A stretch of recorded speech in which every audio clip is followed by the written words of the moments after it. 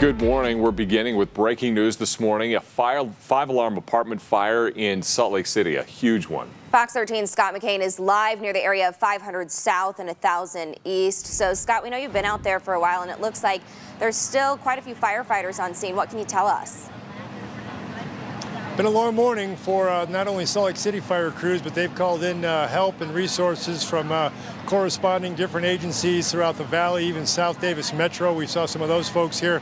It has been one wild morning. Again, you mentioned been ongoing now for roughly 4 hours, 5 alarms, upwards of 100 emergency personnel on scene, a half dozen ladder rescues necessary. And joining us now to kind of give us the very latest is Captain Anthony Burton. Thanks again for joining us in a very long morning for your crews here. As bad as all this has been, it could have been worse, it sounds like. Absolutely. Thank you for the thank you for our work we've done. I have to thank the individuals behind me. Everything they did was commendable today. We're still on the roof. We're still going through the structure, trying to see what may still remain burning, as well as making sure it's safe for our personnel to be in there. Talked about it earlier, because where this is physically, it's kind of on a hill, and where the fire was up on the upper floors, you needed to necessitate ladder rescues.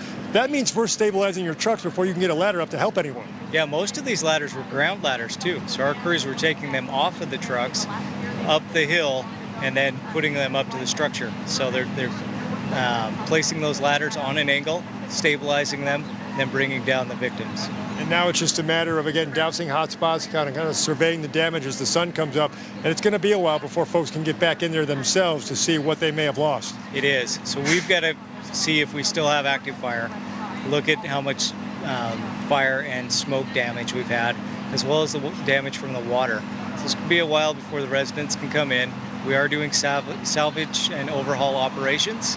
As we do that, we protect as best we can the residents' possessions, their homes, try to keep them safe and secure, and then we try not to initiate any more damage.